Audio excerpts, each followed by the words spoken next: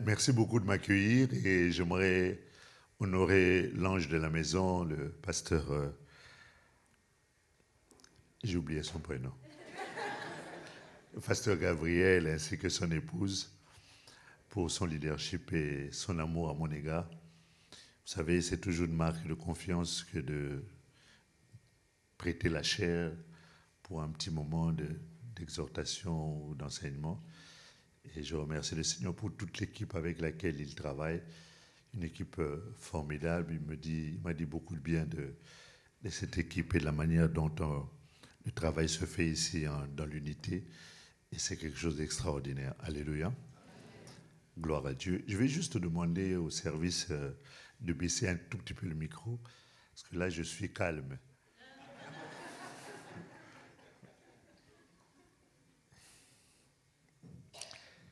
Gloire à Dieu. Nous voulons juste incliner nos têtes et prier le Seigneur. Seigneur, encore une fois de plus, merci pour ces moments combien précieux.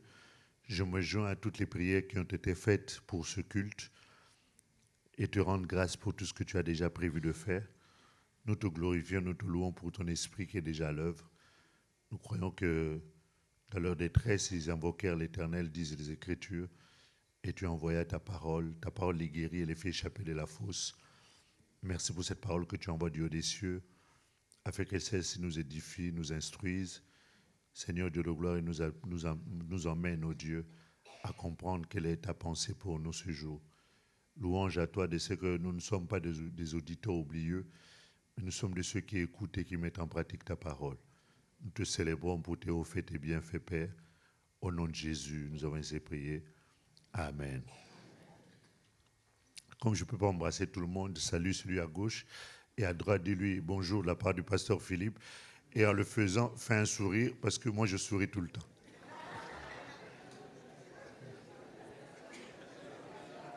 Si celui qui te salue ne sourit pas,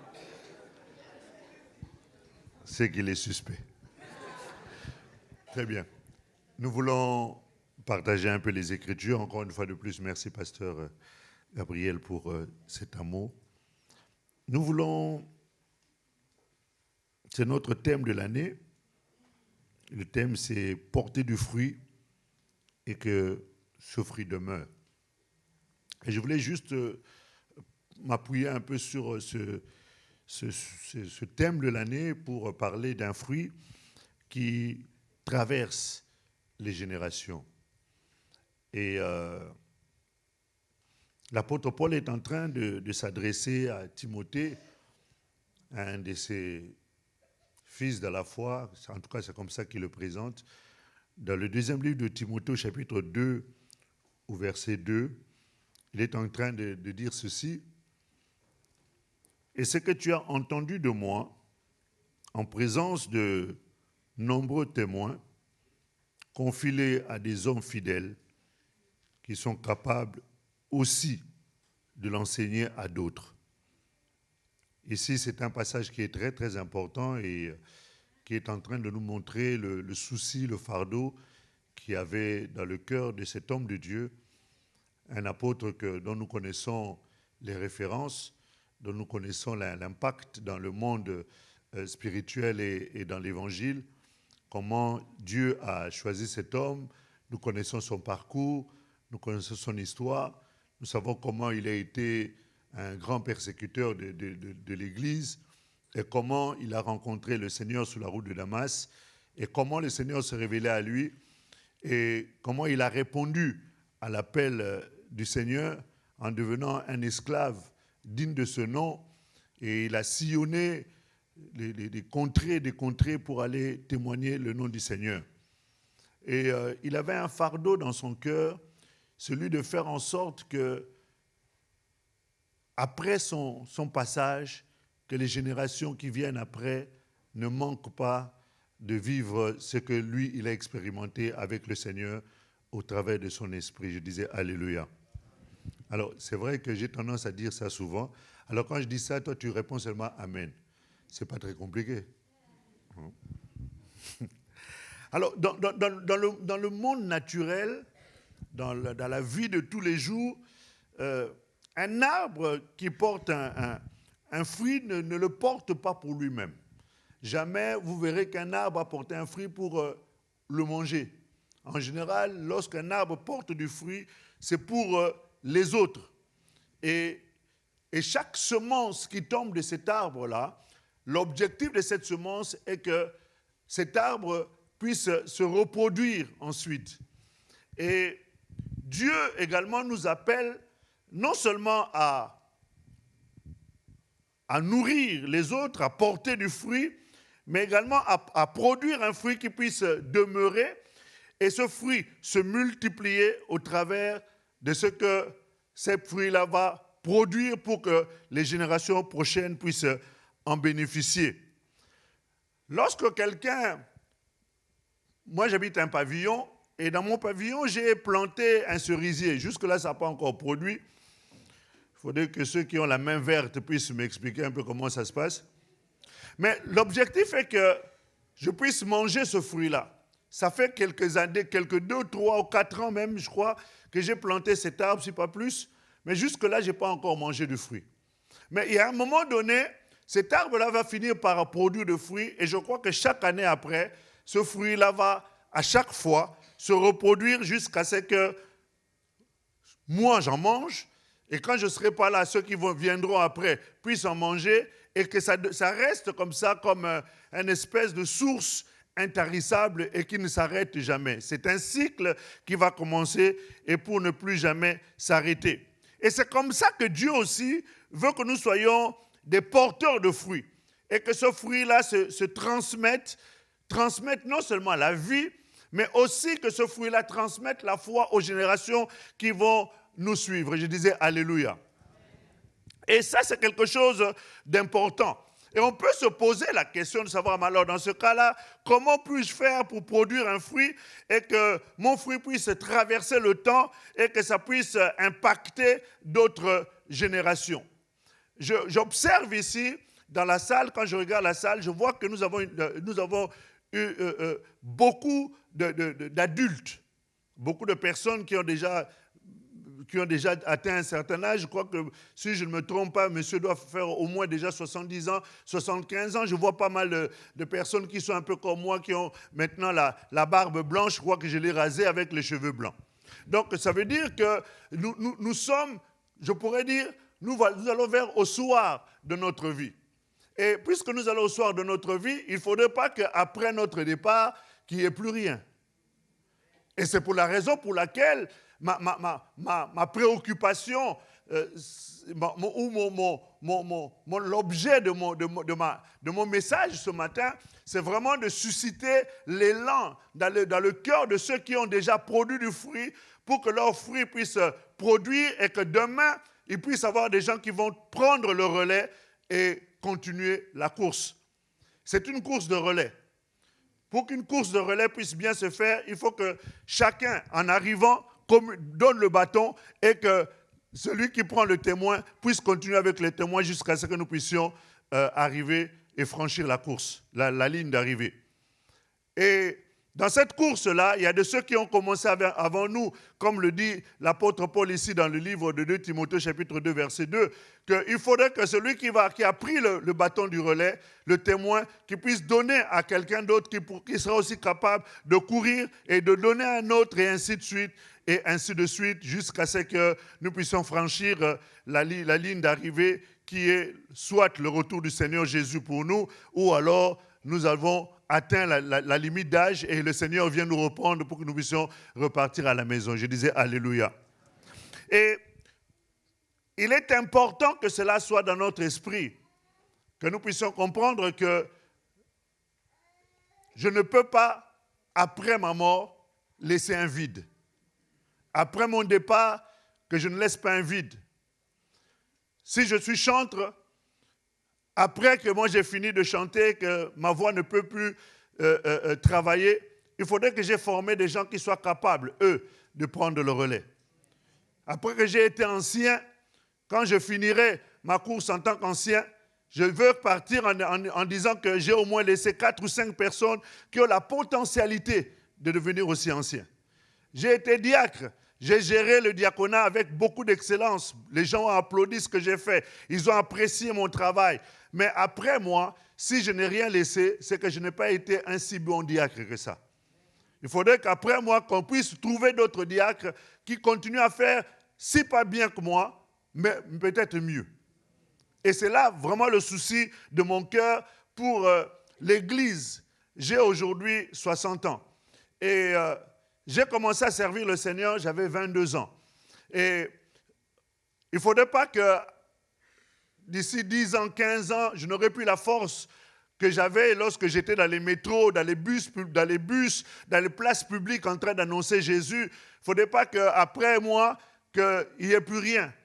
Il faudrait qu'après moi, il y ait quelque chose. Et donc, le souci qui m'anime aujourd'hui, à chaque fois que je me lève pour parler de Jésus, ou pour prêcher ou pour enseigner, c'est vraiment de susciter une génération qui prendra le bâton pour continuer le chemin. Je disais Alléluia. Donc, première des choses importantes qu'il faudrait mettre en place, c'est qu'il faudrait que mon fruit puisse demeurer et pour demeurer et faire en sorte qu'il y ait une influence ou un impact. La Bible est en train de nous dire, dans le livre de Jean, au chapitre 15, je crois que c'est notre passage même de base par rapport à ce que nous sommes en train de voir. L'élément principal d'abord, pour que notre fruit puisse demeurer, c'est la relation que nous avons avec Dieu. Le premier élément que j'aimerais que tu puisses retenir ici, c'est que pour qu'un fruit demeure, ça commence par une relation solide, une relation ancrée, une relation fondée, une relation enracinée avec Dieu. Et pour cela, il faut demeurer en Christ. De manière à ce qu'en Christ, tu puisses porter un fruit et qu'il soit un fruit durable. Le livre de Jean, chapitre 15, du verset 4 jusqu'au verset 5, la Bible dit « Demeurez en moi, et je demeurerai en vous. Celui qui demeure en moi et en qui je demeure porte beaucoup de fruits. » Je disais « Alléluia ». Il doit porter beaucoup de fruits. Mais pour demeurer en Christ, il faut d'abord être en Christ. Il faut entrer en Christ. Et parce qu'on peut être membre d'une église, j'ai béni Dieu parce que une église qui reçoit est une église qui est bénie. Une maison qui reçoit est une maison bénie. Nous avons reçu de nouveaux membres. Mais il ne faudrait pas que nous soyons membres seulement de l'église. Église bâtiment. Parce qu'on peut être membre de l'église bâtiment sans être membre de l'église de Christ. Je disais Alléluia. C'est deux choses complètement différentes. On peut être membre de l'église, c'est super, tu donnes ta dîme, tu es inscrit, virement chaque mois, offrande, quand il y a des collectes, tu es là, quand il y a des activités, tu es là à l'église, mais Jésus ne te connaît pas. Et ça, c'est dangereux. C'est pour cela que quand nous sommes en train de parler de demeurer en Christ, pour y demeurer quelque part, il faut déjà entrer à cet endroit-là. Et l'une des manières d'entrer dans cet endroit, et d'ailleurs c'est la seule, c'est de naître de nouveau. Parce que si quelqu'un ne naît pas de nouveau, il n'est pas possible que cette personne puisse entrer en Christ. Et d'ailleurs, je veux vous inviter à prendre l'un de mes livres dans lequel j'ai parlé sur le sujet, à savoir comment entrer et voir le royaume. C'est qu'il faut qu'une personne naisse de nouveau. Si quelqu'un ne naît pas de nouveau, il fera un bon fidèle à l'église. Seulement le jour où il partira, l'église va pleurer et le ciel aussi va pleurer. Le ciel va pleurer parce que personne ne va t'accueillir là-bas, parce qu'on ne te connaît pas. Et l'église va pleurer parce que tu étais là, tu étais quelqu'un de très assidu, on va pleurer ton absence.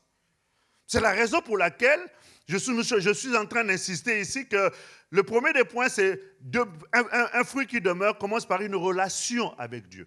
Et la relation avec Dieu commence par naître de nouveau, devenir un enfant de Dieu. La Bible dit à tous ceux qui l'ont reçu, à ceux qui croient en son nom, Jean chapitre 1, verset 12, il leur a donné le pouvoir de devenir enfants de Dieu. Nous ne naissons pas enfants de Dieu, mais nous devenons enfants de Dieu par la foi en Christ, comme l'a dit à juste titre le pasteur tout à l'heure. Et en devenant enfants de Dieu, le Seigneur maintenant veut que nous puissions demeurer. C'est-à-dire être ancrés dans la foi, ancrés dans les Écritures, fondés, enracinés dans la parole de Dieu, de ceux qui vivent et qui ne respirent que par les Écritures. Et c'est comme ça qu'en demeurant dans les Écritures, on devient un arbre qui peut porter du fruit, et même beaucoup de fruits. Et c'est là le souci du Seigneur, c'est là le désir de Dieu, c'est là la volonté parfaite de Dieu. Et qu'un arbre doit porter du fruit, et que ce fruit doit être comestible. La Bible nous dit dans les livres d'Apocalypse que cet arbre-là, son fruit servira de nourriture et ses feuilles de témoignage. C'est pour cela qu'il est important que chacun de nous ici prenne conscience, et je pense que depuis le début de l'année, on nous rappelle cela, que nous devons porter du fruit. Et si tu es un arbre qui ne porte pas encore du fruit, ce n'est pas grave. Et, avant qu'on te coupe, on va prier et demander au propriétaire de nous laisser encore un peu de temps. Et c'est ce que je suis en train de faire. On va mettre un peu du fumier. Hein? Voilà. On va mettre un peu de fumier en lui disant, s'il te plaît, attends encore. Peut-être l'année prochaine, il va produire du fruit. Regarde ton voisin. Fais-lui un clin d'œil. Donc un arbre ne peut pas produire du fruit s'il n'est pas enraciné dans un sol fertile. Et nous sommes ici dans cette église, dans une église où on nous donne la bonne nourriture pour que notre terre soit fertile et que nous puissions produire du fruit. Et la relation avec Dieu, avec le Christ au travers de son esprit est la clé d'un impact durable. Et c'est ce que le Seigneur désire, et c'est là la volonté de Dieu. Lorsque nous regardons la vie d'Abraham, qui est le modèle pour nous, la Bible nous dit dans le livre d'Ésaïe, chapitre 51, à partir du verset 1 jusqu'au verset 2, il dit « Regardez Abraham, c'est celui que j'ai choisi, Abraham votre père, et de regarder Sarah votre mère, c'est lui que j'ai choisi. » Et Dieu, quand il a choisi Abraham, dans le livre de la Genèse, au chapitre 12, versets 2 à 3, il dit que « Je ferai de toi une grande nation, je te bénirai, et toutes les familles de la terre seront bénies en toi. » Donc, on est en train de montrer qu'Abraham n'a pas reçu seulement la bénédiction pour lui-même, mais toute la bénédiction qu'il a reçue, il a reçue pour lui et aussi pour la génération suivante. Et d'ailleurs, autant que nous sommes ici, nous sommes tous les descendants, ou du moins des fils d'Abraham, de par la foi que nous avons en Christ. Je dis Alléluia. Nous sommes l'héritage de cette bénédiction que Dieu avait donnée à Abraham au travers de ce passage de Genèse au chapitre 12, au verset 2 à 3. Donc la bénédiction qu'il a reçue, c'était une bénédiction qui était transgénérationnelle. Elle n'est pas restée seulement chez lui, mais il a été le Dieu d'Abraham, le Dieu d'Isaac et le Dieu de Jacob. Il est devenu le Dieu de Jésus et aujourd'hui il est le Dieu de Philippe, le Dieu d'Albert, le Dieu de José, le Dieu de tout ce qu'on nous a présenté ici. J'ai retenu seulement Amran. Donc on est en train de nous montrer que c'est une bénédiction qui est transgénérationnelle. Ça a été communiqué au fur et à mesure. Et un bon père qui enseigne des valeurs solides à ses enfants, il laisse en fait un héritage spirituel à ses enfants, un héritage moral à ses enfants qui vont se perpétuer même après la mort de ce père-là ou de ce parent-là. Et c'est là le désir de Dieu, et c'est là le souci, le fardeau que Dieu veut que chaque parent puisse avoir. J'ai mes enfants, j'en ai 5. Tous mes enfants aujourd'hui sont dans la foi et sont baptisés. Donc je peux aujourd'hui fermer mes yeux et m'en aller tranquillement. Je sais qu'après moi, ces enfants-là continueront avec le Dieu que moi j'ai prié. Amen. Je disais Alléluia. Hier, j'étais musulman. Le Seigneur un jour m'a visité. Il m'a fait comprendre qu'il était vivant. Je me suis adonné à lui et aujourd'hui, je suis devenu chrétien, serviteur de Dieu. Mais il ne faudrait pas qu'après ma mort, que l'évangile s'arrête. Je vais donner le bâton, le témoin à mes enfants et mes enfants vont continuer. Et ça, ce sont mes enfants naturels. Mais je dois aussi avoir des enfants spirituels auprès de qui je vais laisser le bâton pour qu'eux aussi continuent. Dis à ton voisin, où est ton bâton?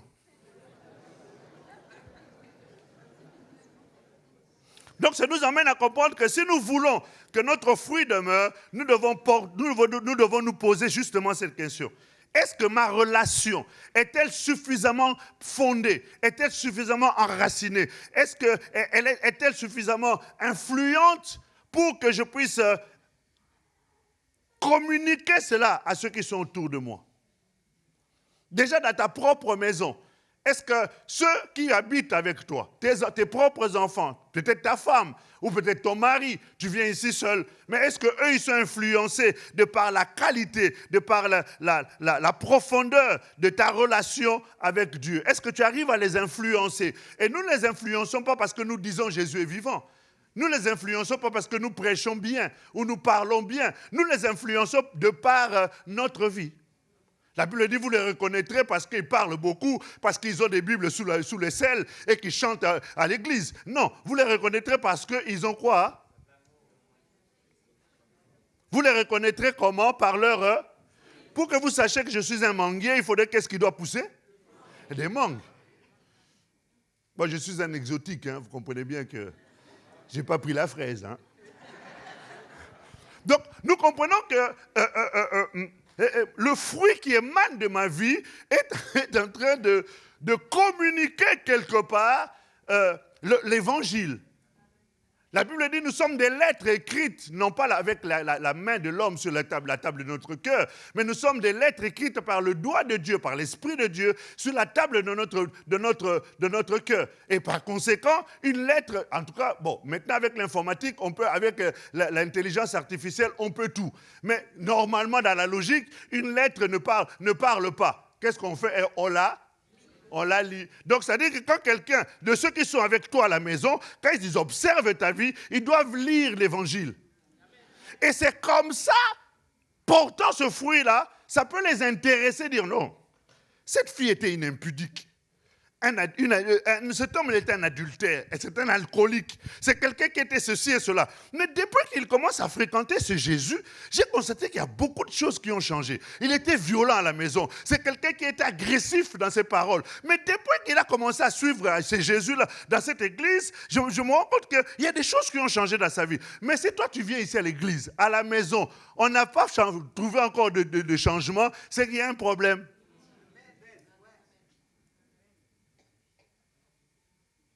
Je vais convoquer tous les maris. Je vais leur poser des questions concernant leurs femmes. Je disais, alléluia. Tu dois te poser la question, est-ce que ma foi et mes actions laissent une empreinte durable dans mon entourage? Ce sont ces questions-là que tu dois te poser. Et c'est ça qui fera en sorte que les gens soient intéressés. Et puis, au travers de cela, tu es en train de transmettre en même temps, quelque part, un désir dans le cœur des autres. Le fruit qui émane de toi doit être une décision intentionnelle, un engagement intentionnel pour faire en sorte que ceux qui te regardent autour de toi puissent ressentir le désir d'être comme toi.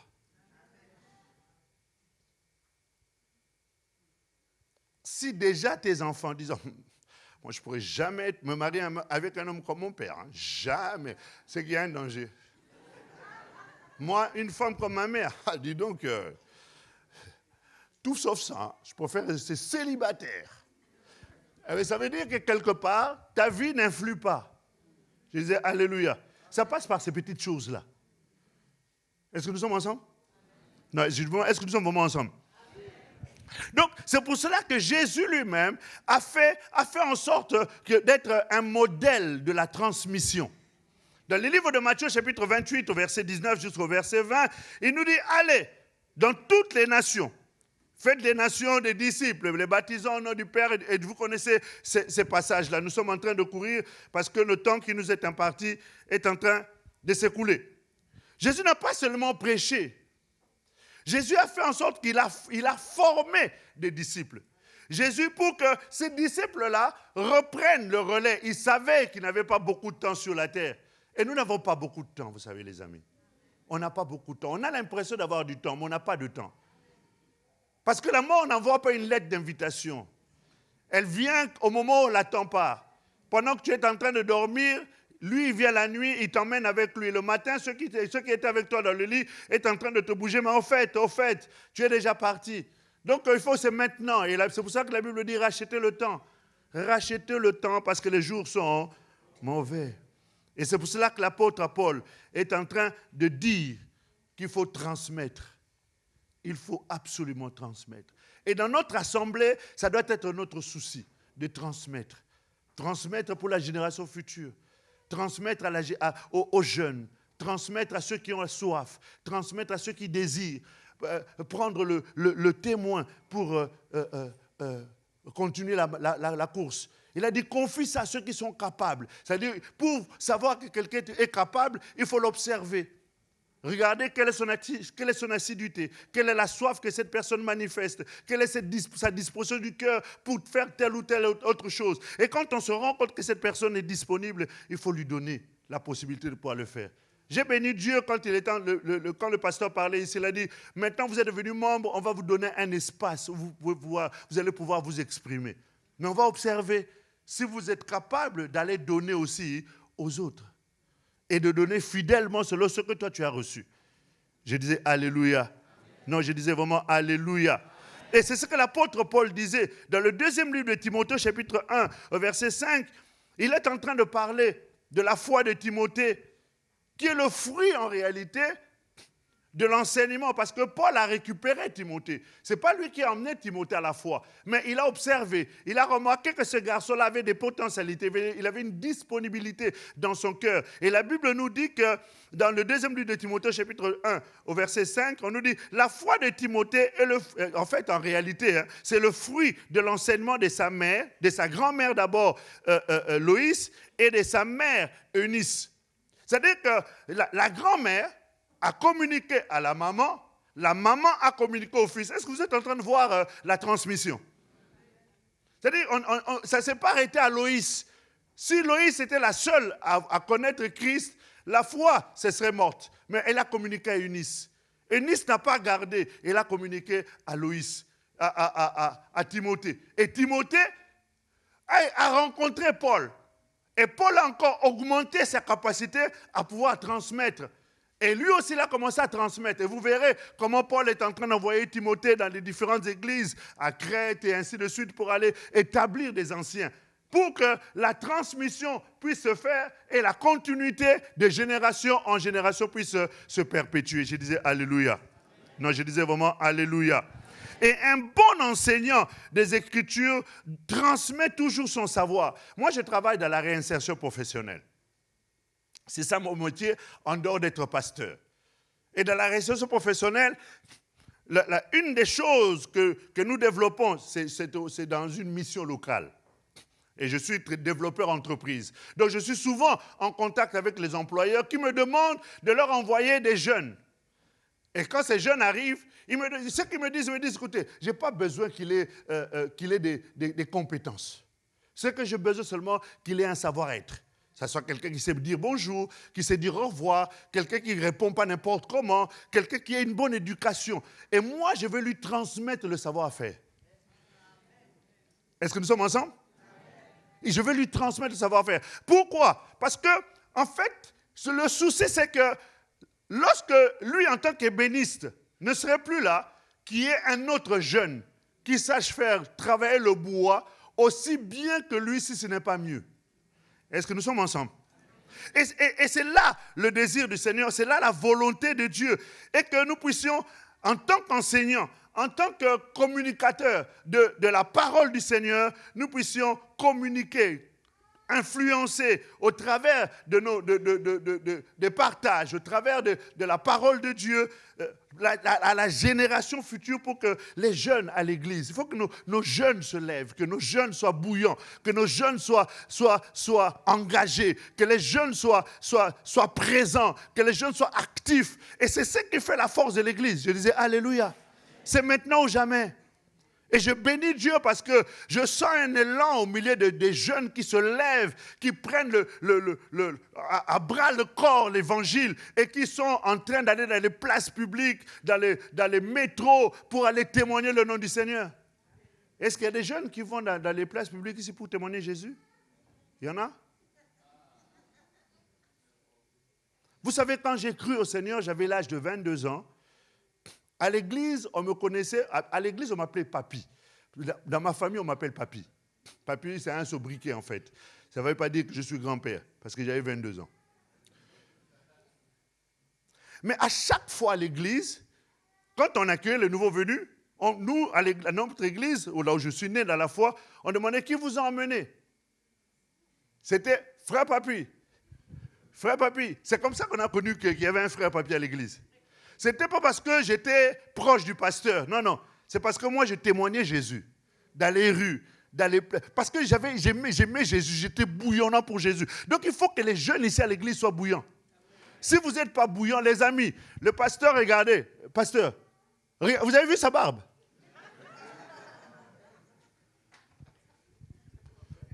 Il va avoir ce qu'on appelle une crise de vocation. Plutôt que d'aller nous chercher quelqu'un qui vient de Madagascar, qui vient de je sais où, ici à l'église, nous pouvons produire des hommes et des femmes qui soient capables de prendre le bâton du témoin pour continuer la course. Amen. Ton amen est en train vraiment de m'ennuyer. Amen. Ton amen est en train de m'inquiéter. Amen. Ton amen doit être beaucoup plus vibrant que ça. Amen. Nos jeunes doivent se lever. Où sont les jeunes? J'attendais que les jeunes disent Amen. Ah, enfin. Il a fallu que le réveil sonne longtemps.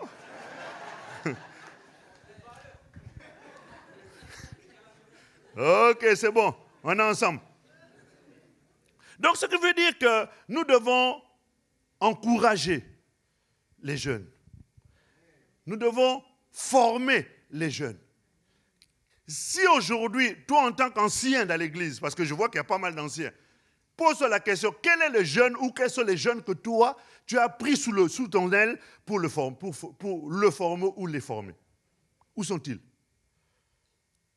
Tu risques de mourir avec toute ta connaissance. La Bible, il y a un homme qui me disait toujours, il m'a dit, si tu veux trouver des gens qui avaient des connaissances, va au cimetière. Il y a des livres et des livres qui sont morts dedans. Et ces livres-là, malheureusement, ces connaissances, malheureusement, plutôt, n'ont pas été transmises. C'est pour cela que nous devons nous soucier. Porter du fruit. Je suis en train de parler de porter du fruit. Une fruit qui va se transmettre, je disais Alléluia, et qui demeure, et qui se multiplie. Dans le livre de Jean, chapitre 12, verset 22, on nous a dit que la semence doit être semée pour porter du fruit. Verset 24, la Bible dit, si le grain de blé est tombé en terre, ne meurt, il reste seul. Mais s'il meurt, il porte beaucoup de fruits. Pour que ce fruit demeure, nous devons accepter de nous investir, de prendre de notre temps, de donner de notre temps, de faire des sacrifices pour que nous puissions communiquer la connaissance, communiquer la soif, communiquer le désir de cela aux autres, pour que ceux qui prendront le relais puissent être aussi bouillants que nous, si ce n'est pas plus. Et nous regardons dans la Bible, nous avons un pléthore d'exemples. Nous avons Moïse avec Josué. Dans le livre de Deutéronome, chapitre 39, verset 9, Moïse a préparé Josué pour continuer la mission. Qui est-ce que toi tu prépares? Ta connaissance, à quoi elle sert? Elle n'est utile que pour toi. Ça devient même de l'égoïsme. Quand tu regardes Élie avec Élisée, dans le deuxième livre de Rois, chapitre 2, verset 9 au verset 10, Élisée a reçu une double portion de l'onction d'Élie et a poursuivi le ministère avec puissance. Je disais, Alléluia. Quand nous regardons Paul et Barnabas, nous regardons Paul et Timothée, nous voyons des exemples qui montrent que l'évangile a été répandu et la transmission a été faite pour que le savoir puisse communiquer à la génération future. Et ça, c'est important, c'est nécessaire. Sinon, quand nous vieillirons, l'Église va vieillir et l'Église va être fermée. Nous avons une population qui est vieillissante, mais l'Église ne doit pas être une Église vieillissante. Parce que l'Église est animée par la puissance du Saint-Esprit pour attirer de nouvelles âmes et que ces âmes soient touchées, visitées, transformées et qu'elles aussi continuent. Je disais Alléluia. Amen. Je disais Alléluia. Amen. Alors, tu dois te poser la question, qui est-ce que toi tu es en train de former? Qui sont ceux qui sont aujourd'hui sous ta coupole et à qui tu communiques le fruit du travail que le Saint-Esprit a fait dans ta vie? C'est vrai que tu aimerais le faire, mais il y a tellement de choses qui en même temps sont en train de mettre des freins, qui sont en train de t'empêcher de transmettre cela. Parmi ces choses-là, c'est l'individualisme. Et l'individualisme, c'est un esprit qui vit dans ce monde-là, dans lequel nous sommes. Nous sommes dans un monde où l'individualisme bat son plein. Je vis pour moi, ma femme et mes enfants. Ça s'arrête là. Dans l'église primitive, ils ne vivaient pas pour eux seulement. Ils vivaient en communauté. Je disais Alléluia. Le désir était que tout le monde puisse être impacté, tout le monde puisse être béni. Donc, il faut que l'esprit d'individualisme soit enlevé. Et que le manque de vision, c'est-à-dire qu'il y a certains chrétiens qui se concentrent uniquement sur leur propre croissance spirituelle, sans penser à la transmission. C'est un problème qui doit être réglé aujourd'hui. Ton amen, et je suis content. Qui a dit amen là-bas? Sois béni, ma bien-aimée. Parce que ce sont ces choses-là auxquelles on doit dire, pour lesquelles on doit dire amen. Parce que tu dois fuir cela. Pasteur, envoie-moi en même temps des textos pour que je sache à quel moment je dois m'arrêter, parce que je me suis rendu compte que je n'ai pas regardé l'heure. Et la solution, c'est avoir une vision de disciple, une vision de mentorat. C'est ça qui est important, d'être établi au sein de l'Église. La Bible nous dit dans le livre de Proverbes, chapitre 27, au verset 17, la Bible nous dit, le faire aiguise quoi? Le faire. Donc nous devons nous aiguiser. Ceux qui sont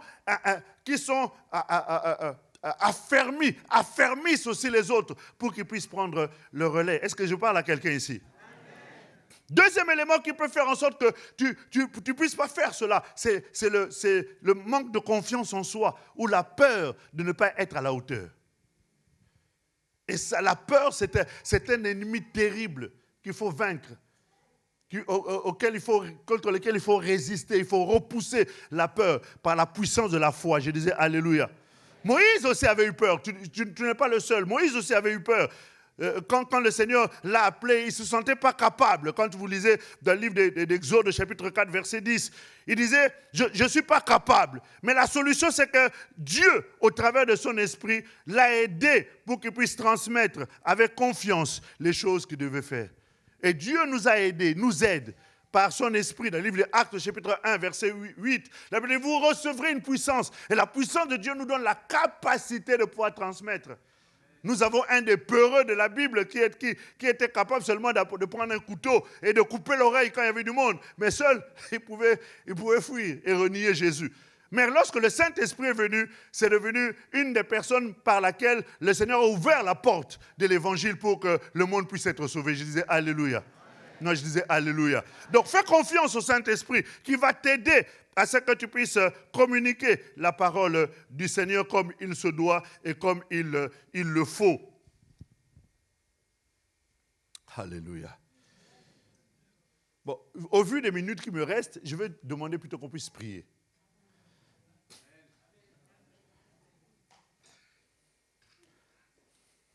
Tu dois être un porteur de fruits.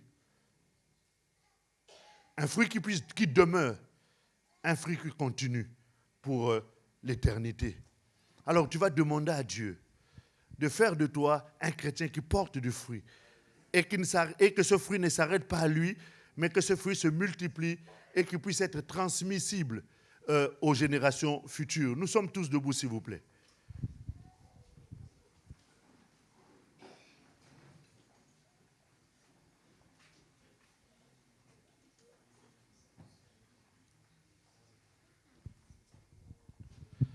La puissance du Saint-Esprit est nécessaire pour ces choses.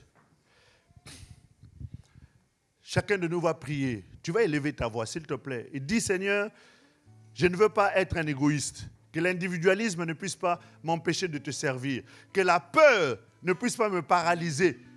Mais qu'au contraire, je sois comme un disciple qui est accompli, capable de travailler comme son maître et chercher des personnes auprès de qui je peux communiquer la grâce que tu m'as donnée, communiquer la connaissance que tu m'as donnée pour qu'eux aussi prennent le bâton du relais, le témoin du relais et continuent la course, même après moi. Élevons nos voix, prions le Seigneur. Dieu notre Père, merci. Merci pour ce temps, merci pour ces moments. Nous te bénissons, Seigneur, pour ces quelques minutes que tu nous as accordées, de pouvoir nous encourager, Seigneur, nous encourager à être des mentors, à être des tuteurs, Seigneur Dieu de gloire, de ceux qui, Père Saint, ont reçu de ta part un certain nombre de connaissances, de grâces, de potentialités, Seigneur Dieu de gloire. Tu es en train de nous montrer, Père Saint, comment tu as donné des talents et comment ces gens-là ont multiplié leurs talents par 5. D'autres ont multiplié par 2. Nous ne voulons pas de ceux qui vont enterrer leurs capacités, Seigneur Dieu de gloire, parce que tu n'aimes pas cela. Et tu as reproché celui qui avait enterré sa grâce. Seigneur, nous ne voulons pas être de ceux à qui tu vas reprocher, mais nous voulons être de ceux à qui tu vas dire, bon et fidèle serviteur, entre dans le repos de ton maître, parce que tu as su communiquer la grâce, tu as su porter du fruit. Et ton fruit a été comestible. Et ce fruit-là a été transmis aux générations futures. Comme l'a fait Moïse pour Josué, comme l'a fait Élie pour Élisée, comme l'a fait Paul pour Timothée, Seigneur. Nous voulons également dans notre assemblée, Seigneur, que les nouveaux jeunes qui arrivent, nous puissions les prendre sous notre aile. Nous puissions les soutenir, les aider à s'affermir, à se relever, à commencer à marcher. Alors qu'ils étaient en train de marcher à 4 pattes, ils commencent à se tenir difficilement, mais ils arrivent à se tenir. Ils commencent à marcher. Et Seigneur, en marchant, ils commencent même à courir. Et courir même plus vite que nous. C'est là le désir, c'est là le souci. C'est là notre fardeau, Seigneur. Alors que, Seigneur Dieu puissant, Père Saint, l'Église, Seigneur Dieu de gloire, oh Dieu, est arrivée à un des moments les plus cruciaux, Seigneur Dieu de gloire, qui prépare ton retour. Nous ne voulons pas que ceux qui ne te connaissent pas restent dans la mort, mais que ceux qui, Seigneur Dieu de gloire, Père Saint, t'ont connu, puissent, oh Dieu, avoir le fardeau, le souci de voir aussi les autres être sauvés. Non seulement être sauvés, mais aussi, Seigneur, être capable, oh Dieu, de porter également du fruit à leur tour. Seigneur, reçois la gloire, reçois l'honneur et la grandeur. Donne-nous la force, oh Dieu. Tu as dit, Seigneur, vous recevrez une puissance, le Saint-Esprit survenant sur vous. Alors vous serez mes témoins. Seigneur, je prie, oh Dieu, que la puissance de ton esprit se saisisse de ton peuple, oh Dieu, et qu'il puisse emmener chacun à la révolution de l'Esprit éternel. Pour que, Seigneur Dieu vivant et glorieux, tes paroles ne restent pas lettre morte. C'était une belle prédication, c'était une belle parole. Seigneur Dieu le roi, nous n'en voulons pas. C'est que nous voulons, et comme le dit l'apôtre Paul, que ma prédication ne se repose pas sur le discours persuasif, mais sur une démonstration d'esprit et de puissance, oh Dieu, afin que la foi de ce peuple ne soit pas fondée sur le discours, mais sur ta puissance, oh Dieu. Oh Saint-Esprit, saisis-toi de cette assemblée, saisis-toi de ce peuple, saisis-toi de la jeunesse, saisis-toi de ces hommes et de ces femmes, oh Dieu, pour faire d'eux des flammes de feu, pour faire d'eux, Seigneur Dieu le gloire, des témoins bouillants, des témoins, Seigneur, enflammés, des hommes et des femmes, Seigneur Dieu le gloire, embrasés par la puissance de ton esprit. Mon âme te loue et t'exalte, mon âme te célèbre et te magnifie, oh Dieu, alors que, Seigneur Dieu le gloire, Père Saint, cette semence, Seigneur Dieu le gloire, oh Dieu, va croissante, éternel Dieu le gloire, tu permets à ce que les générations futures soient préparées pour prendre le relais, la relève, Seigneur Dieu de gloire, oh Dieu de cette assemblée et du nom de Jésus pour transmettre cela. Seigneur Dieu de gloire, partout, oh Dieu. Livry-Gargan a besoin de toi. Le peuple de cette ville, Seigneur, a besoin de toi. Tu n'as pas planté cette église, Seigneur, dans cette ville pour rien. C'est pour que, Seigneur, le nom de Jésus soit connu dans cette assemblée, dans cette ville, Seigneur, et dans les villes environnantes. Mon âme te loue,